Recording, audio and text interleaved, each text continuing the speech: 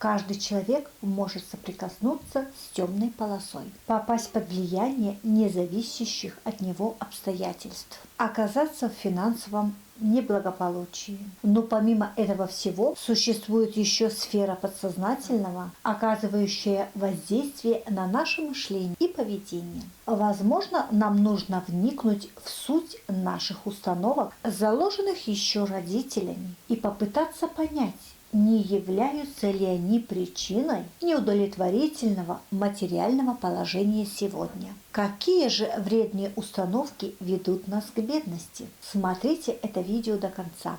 Приветствую всех на канале, с вами Елена Макаренко. Кто еще не успел, подписывайтесь на канал и обязательно поделитесь этим видео с друзьями. Ставьте лайк и пишите в комментариях, какие есть из перечисленных установок у вас. Жалость к себе. Вы сетуете на судьбу. Возмущены минимумом возможностей, стечением обстоятельств, недовольны своим полом или супругом. В действительности богатые люди в своем развитии также проходят этот этап самосожаления. Разница лишь в том, что они на нем не зацикливаются. Второй пункт. Жадность и нездоровая экономия. Приобретая товар, вы только реагируете на слова «акция» или «распродажа». Постоянно находитесь в поисках выгодных ценовых предложений, отказываетесь оплачивать качественные и профессиональные услуги, в том числе и хорошее образование по соответствующей стоимости. Не позволяете себе и детям купить лишнего для радости. Это признаки устойчиво сформированной привычки бедного, искоренить которую возможно разве что тяжелым трудом. Реальность такова, что дешевые вещи приносят больше расходов и проблем, чем более дорогостоящие.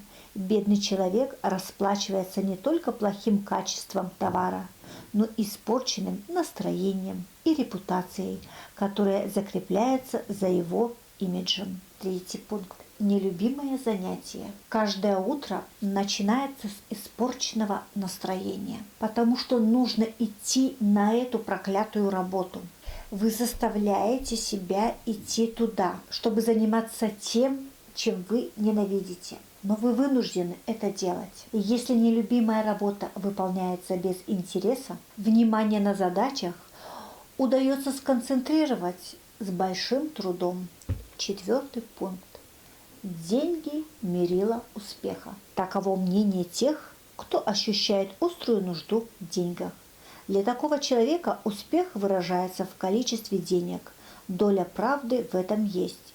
Но когда человек достигает зрелого и преклонного возраста, он ясно понимает, что успех – это еще и окружение, а также взаимодействие с людьми, которые для нас имеют значение, ценят нас и любят. Пятый пункт. Расходы превышают доходы. И если статистика ваших трат такова, и вы не в состоянии это исправить, что ж, можно с уверенностью фиксировать очередной признак бедности. Всегда проще взять в долг, чем подумать о том, как создать источник этих денег. Богатые люди воспринимают заработанные деньги как семя, которое принесет новые плоды.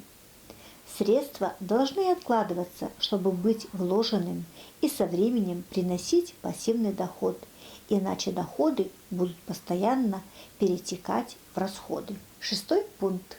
Отсутствие и планирование терпения. Бедные люди не способны проявить терпение, чтобы обеспечить дело, приносящее доход. Они любят получать прибыль максимально быстро, поэтому в результате они платят за желание больше, чем могли бы. Богатый человек, как правило, задает себе вопрос, на что он готов потратить ежедневные 30 минут, чтобы преуспеть в будущем. Мир не упадет к нашим ногам, если мы сами не начнем движение. Седьмой пункт. Нытье. Человек с выработанной им проигрышной философией в большей степени обращает свое внимание на негативные факторы. Минимальная зарплата, Не лучшая работа, эгоистичное руководство, на редкость неудачные клиенты. А любые изменения, ведущие к лучшему, начинаются с себя. Суть такова, что без устойчивого стимула человек оказывается беспомощным. Преодолевать сложности легче найти себе оправдание, чем вдохновиться свежей идеей в пользу успеха. 8 пункт. Деньги – показатель богатства. Если это так, то куда исчез необъятный внутренний мир? Близкие люди, дети, родители. Стоит спросить себя, неужели от них никак не зависит наше душевное состояние? На самом деле бедность – это состояние ума, а деньги не создают богатства. В действительности благосостояние может измеряться и богатством идей. Материальное же богатство в большей мере определяется возможностью жить на доходы от доходов, а не рекой шальных денег. 9 пункт – нежелание обучаться и иметь образование. Чтобы выйти на определенный уровень в этом постоянно меняющемся мире, приходится все время приспосабливаться, изучать что-то новое, освоить несколько специальностей. В процессе карьерного роста явление привычное в наши дни. Без такого подхода можно не рассчитывать на увеличение доходов и развитие в профессиональном плане. Если вы признаете хотя бы один пункт из перечисленных установок мировоззрения, это означает, что вы имеете ключик к управлению своей судьбой. Можете прямо сейчас начать с изменения истоков самого себя, своего поведения. Примите решение развиваться, обучайтесь в удобном формате, выбирая любое время и место.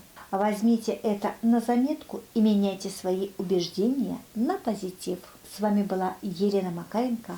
Хорошего вам ютуберского дня!